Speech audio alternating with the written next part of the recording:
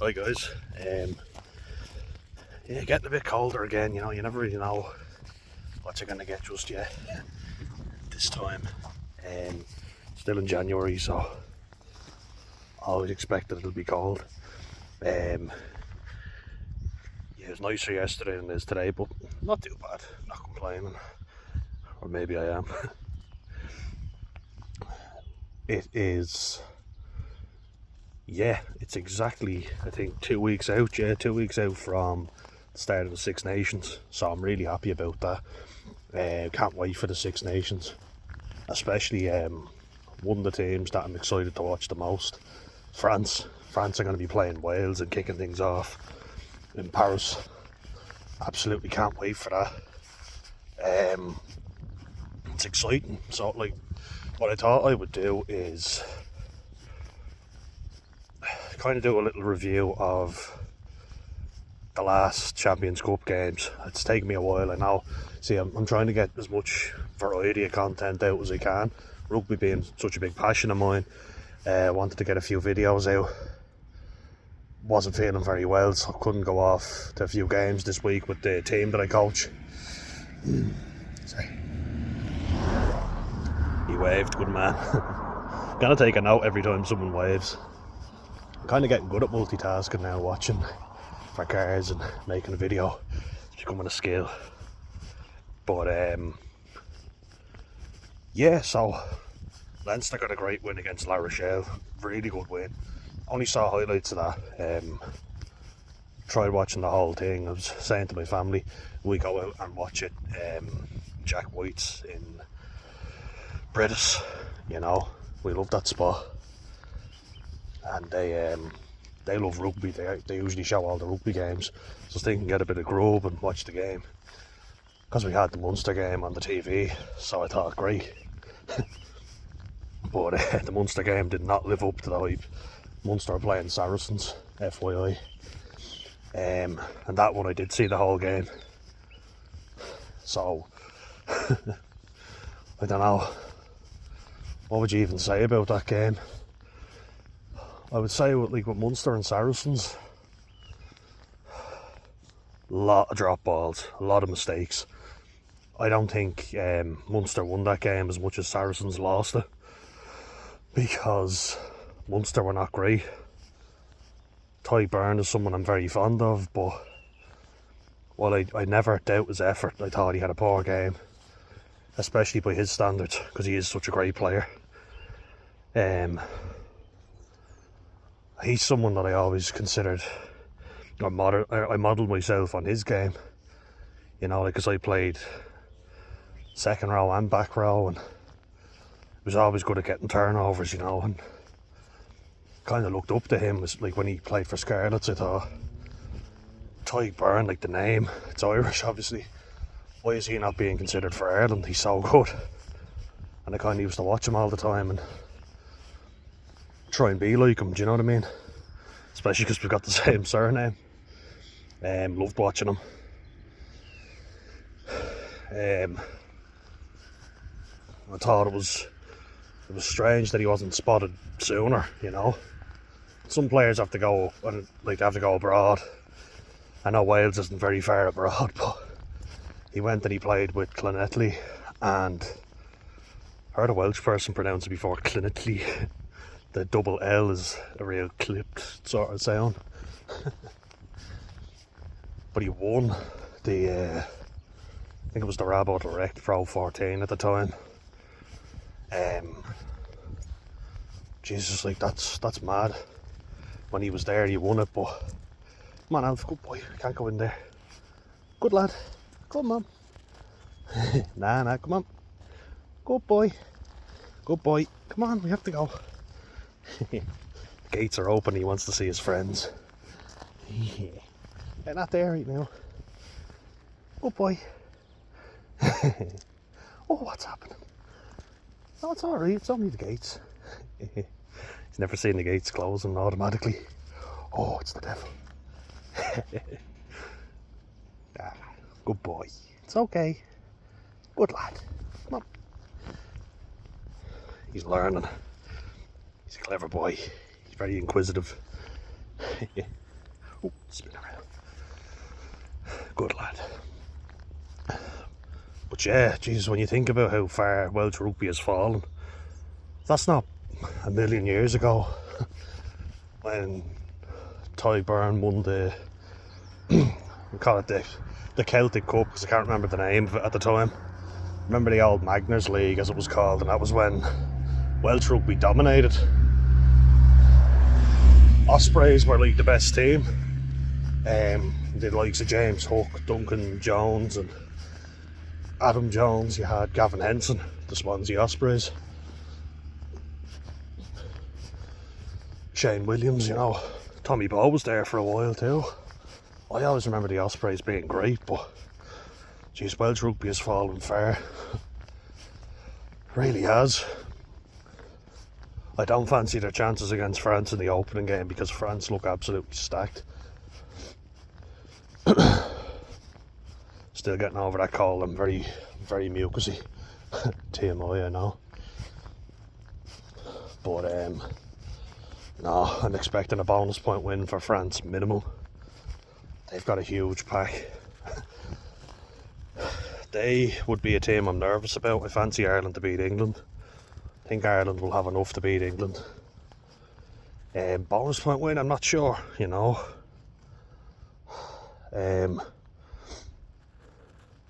But I expect us to get the job done. The games I'm worried about, Scotland I think is the most. Rob Kearney said it and I'd agree with him. Given that Scotland are in Murrayfield and looking dangerous, I do fancy us to beat France because we're at home, and the French are a different animal away from home. They're not as good. If France are playing us in France, like, I would say they will destroy us because they've got all the fans behind them. They've got the firepower, like they've got a big fucking pack. You know, like just look at it and it's scary. No Tavita Tafu, but they do have Winnie Antonio still playing, Dorian Aldegheri on the tie head side. It's a bit iffy, you know, but Rabbit Slimani, I think Leinster have given him a new life because I think we're going to bite ourselves in the arse. Slimani looked out of French contention and now he's back. Georges-Henri Coulombe, who I think, ironically, I think he does everything around the field well, but he is brutal in the scrum. He's a terrible scrummager. He got popped up every single time without fail against Mighty Williams. Mighty Williams just destroyed him, wiped the floor with him. I thought to myself that this is so easy for him. You knew what was going to happen. It was so predictable. He was terrible in the scrum. Tight head, kind of the fundamentals is that you're the anchor of the scrum, so you kind of have to be good at that. Doesn't matter if you're good in the loose play, you got to be good at the scrum. Set piece is kind of your thing. So I wouldn't fancy him to come on against Andrew Porter. I'd much prefer having Porter there, but Winnie Antonio's getting on now. If I were French, I would go with Antonio and see, Aldegheri's fitness though isn't great, so maybe you play them 40 minutes each. Maybe Slimani comes back in. Certainly a set piece specialist anyway.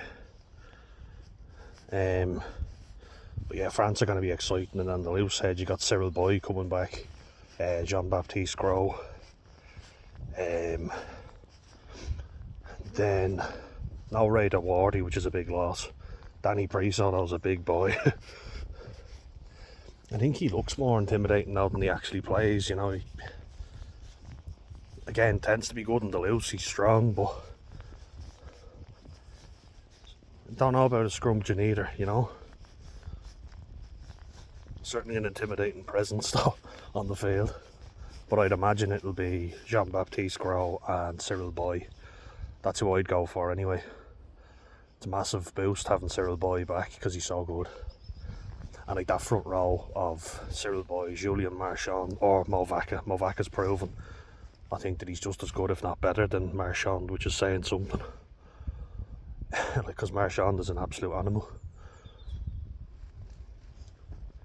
I'm really looking forward to seeing France. I really am. It's I I think they've really brought some excitement in. You know, they're changing things up. They've gone with a young team as well, which I'm like, oh yeah, very good. You don't know what you're gonna get. Like, there's some experience in key areas. Now, move. Up. There we go. Wanna go back? Yeah. But no, I'm really excited to see how France go, as long as they don't beat us. But yeah, getting back to, because I said I'd do a little bit of a review as well. I think the Munster were very poor, and they were very lucky to beat Saracens. You know, they got the only 2 tries of the game, so fair play to them for that, but very lucky. Dan Bluler did well. He's a good signing, I think. Jaeger didn't do much wrong, but didn't do an awful lot. He's someone I've been disappointed with. He's someone I thought would... I was excited when he came to Munster, and I thought he'll be in the Ireland squad in no time. But through injuries, and like, it's not all injuries, he just hasn't been good enough. Simple as. And I like him, you know, I think he's a good player, but he hasn't lived up to the hype. For sure. John Hodnett, another great game. Off the bench this time. But the man delivers no matter where he plays. He's on the bench, doesn't matter. He's so good. Definitely, I think he's the most underrated player in Ireland. I'm just going to say it. He's so good, like, he is.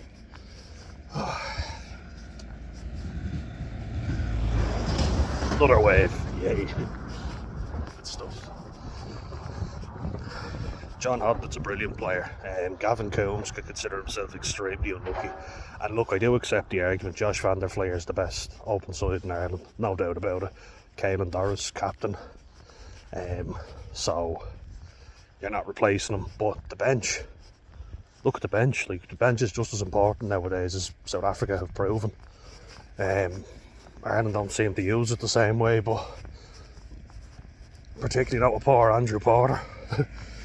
Oh. Another wave, yay. We're hitting the big time. Wanna cross over? Yeah, good boy. Check. There we go. Good lad.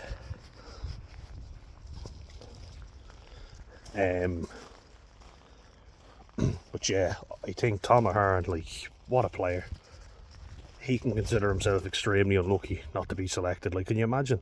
Play him against Wales or Italy. I'm going to talk about the Ireland squad, actually. I'm going to make a separate video because I found my marker. So I made a list of players. Because people keep telling me we just don't have the depth, and I think that's a load of shite. I don't buy that at all. I think Ireland have lots of depth. We just don't use it well enough. But that's for the next video. In terms of Six Nations, do I fancy our chances as an Ireland fan? Absolutely. We had an opportunity to be the first ever team to win back-to-back Grand Slams. And with a very timid performance against England, we didn't get it, you know. Our performance against Scotland was timid, but Scotland weren't good enough to capitalise on that. Against England, we were shite. We just didn't bring it. You know, they brought all the tempo. Our kicks went straight back to their back three. They looked poor in midfield. They'd no creativity, but the areas they do look strong is in the back three, and we kept kicking it to them, you know. One thing I think Ireland need to do better is get the ball off the fucking field. Too many times we keep it in and we allow good, big, powerful wingers and fullbacks to run straight at us, and we're not physical enough to cope with that. You know, the big man running at you with momentum. England are a bigger, stronger team than Ireland. They always have been, but they're very one-dimensional. That's one thing, especially now, I think, you know. It all depends on who they go with at fly half. I've been singing Marcus Smith's praise, and I think if they play him, they're a very dangerous team. And I think they will play him, because he's proven how good he is. The people will argue with me that Finn Russell should be the starting 10 for the Lions, although a lot of Scottish fans have said that they believe the entire back line should be Scottish, and I think you're having a laugh. Really. Now, I love Scottish people, they're great crack, but I despise the rugby team. Just gonna say it, guys. The arrogance of them, like, is just unbelievable. Just gonna come out and say it. And it's not as if they like to make out as if Ireland started the whole thing. Gregor Townsend has been constantly winding up the Irish team all the time, you know. He really has. I'm not a big fan of him. I think Stuart Hogg is a complete scumbag, but we all know about that. We're not getting into that. He's a despicable human being. And he was allowed to do whatever he wanted in that team. Some character to allow to do whatever he wanted. Finn Russell is way too big for his boots. Leinster are playing Bath tomorrow, so I hope Leinster can put in a few good shots on him and put him in his place. People have been telling me I don't know what I'm talking about. That's Finn's jersey all day. I think you're having a laugh. I think if he gets his own way, the Lions will lose because he's all about himself. He's not a team player. The argument with Marcus Smith is that he tries too much. I agree, but it's always... I think he does it for the goodness of the team. He's a lot more of a team player. And believe me, I'd much rather say Jack Crowley or Sam Prendergast, but that's not being fair. I don't think that. I'd rather say that. If I was being biased, I would. But I don't think they've been as good as Marcus Smith, considering when Marcus Smith is in a poorer team. The Irish team, on paper anyway, is better, but look,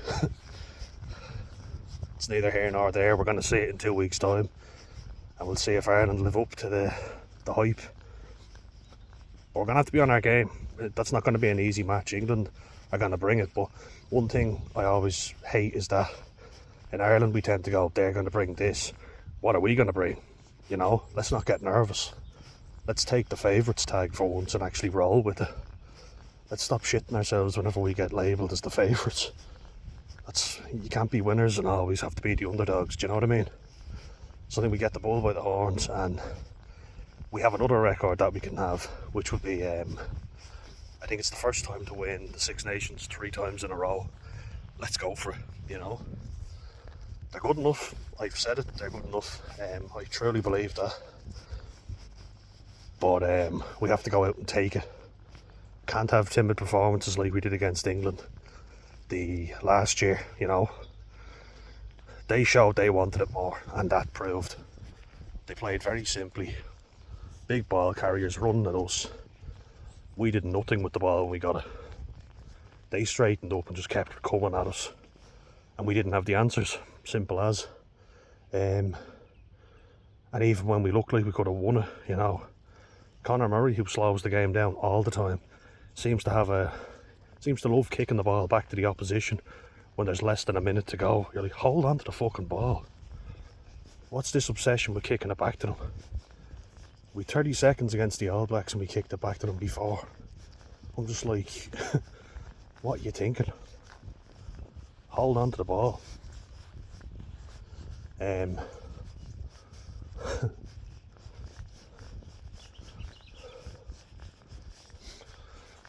think Italy are looking good. They are Menoncello, very, very strong player. You know, very good player. Come on, move, good boy. Don't go in there. Come on now. Tommaso Menoncello, excellent player. Ignacio Brex, those two really work well together. Come on now.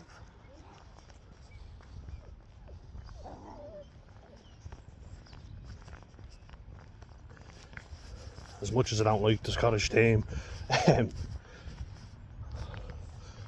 I'm nothing if non-biased, and Tui Pilotta was looking good, looking very sharp, and we've struggled with a big centre running at us.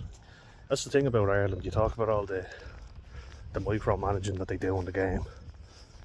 So many simple plays fluster us, you know. And like, you train so hard, so you're doing this, you know what the opposition are bringing. You should never get done so easily by a big one-up runner. Just shouldn't happen. And especially, like, when you hear how people talk about Irish rugby and how superior it is, well, time for us to show it, you know. Time for us to go out there and do it, and I want them to do it, you know. Of course I do. But it's not good enough if we don't do it. There's no reason Ireland should not win the Six Nations. None whatsoever. And as well, shut Scotland up. They've been given enough bad talking, been trash talking Ireland. Let's go out there and beat them on their home turf. You know. Let's show them who the true champs are. And if people say I'm being harsh, they literally said they were going to end their winning streak when we were in the World Cup. They said, oh, they think they're already in the quarter final. We're going to show them. Well, you didn't. When there was those issues with games in Japan, as I said before, they literally brought a lawsuit when it happened to them, but told us to shut up and get on with it. Gregor Townsend is always having a go at Ireland in the media, always. He did it when he was at Glasgow. And there was even talks before that when Glasgow played Munster, the tactics were announced. That Glasgow even said target Conor fucking McGregor, was about to say. Dogs ever shut up? The target. Sorry, let me start that again. I got fucking flustered. Come on, Alf. The Glasgow tactics were to target Conor Murray's standing leg when he was box kicking, because we all know that famous Conor Murray box kick. That's scummy stuff, you know. That could give him an ACL injury, you know. It's disgraceful. If they think that's acceptable in the game. And Rassie was actually the coach at the time, Rassie Erasmus from Munster. And he kept a very level head and went through the proper channels and said, look, we're going to have a fucking investigation into this because this is disgraceful. You gotta love Rassie when all's said and done. He's a wind-up merchant, but said he loves Ireland, so we'll leave him off. Mixed opinions about him, but I think he's a good guy. Rassie the Sasquatch. Always, you know, Franco Mostert for South Africa. He always reminded me of Sassy the Sasquatch from the Big Les show. So you've got Etzebeth, who is Bruno, Sacha Baron Cohen's Bruno. And then Sassy from the Big Les show. Wales,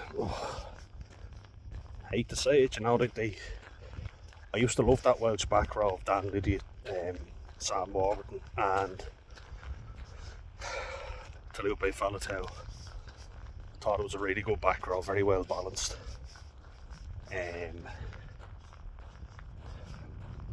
Jack Morgan, very good player. Huge shout out to Jack Morgan. I think Wales stand a chance with people like him. Tommy Raffel will be going on the bench, I think.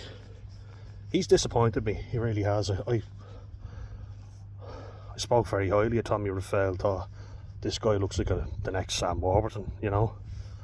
He plays for Leicester Tigers, or played, I don't know if he still does. People can let me know. But I think he still does. Yeah, in all seriousness, like, as much as I think Scotland are arrogant, and look, I think they are. You could say Ireland are arrogant, and I would agree with you in some aspects, you know. I thought we were arrogant going into that November series, and it cost us. We didn't look like we gave a shit in the New Zealand game. You know, they're on our home turf, and we just did not fire a shot. We were terrible. There's bragging rights in that Scottish game more than anything, you know, going to Murrayfield and shutting them up because they've been giving it big talk. You know, like the game turned nasty when we played them in the World Cup because they were pissy and moany and kept saying how they were going to end our winning streak. Blair Kinghorn just coming out with a ridiculous comment, you know, thinking how arrogant do you have to be to just say, oh, we'll end that. You've shown absolutely nothing to prove that. And while I think him and Darcy Graham are very good players, even if I don't like them, they did nothing in that game. Nothing at all. They went crying home with their tail between their legs. And then your man Ollie Smith tripped up Sexton. Sexton got rightfully pissed off. I know he can be a bit of a whinge, trust me, I know. But he's an Ireland great, so respect for that. But he was right to get annoyed. And then George Turner coming in like a fucking gobshite, you know, acting like the big man. And Schoolman throwing Dan Sheehan over the Horton, which didn't even get looked at, even though he intentionally pushed him over the Horton, which I thought was disgraceful. Again, we won the rugby, and we shut those fuckers up, so... But we have to do it again. You know, that Six Nations just gone. They weren't good enough to beat us, but we didn't show up. We didn't deserve to win that game. But it's going to be exciting. People as well challenging for Six Nations spots. Tyke Furlong's back, Dan Sheehan's coming back. Very, very good to hear that. That's brilliant. Andrew Porter, Dan Sheehan and Tyke Furlong in the front row. You can't go wrong. We're going to need them, for sure. As I say, I'm going to talk about the Ireland squad in another video, and I really hope we can win 3 in a row. Let's do it. Let's go for it. Era Abu, Era Dunvrua.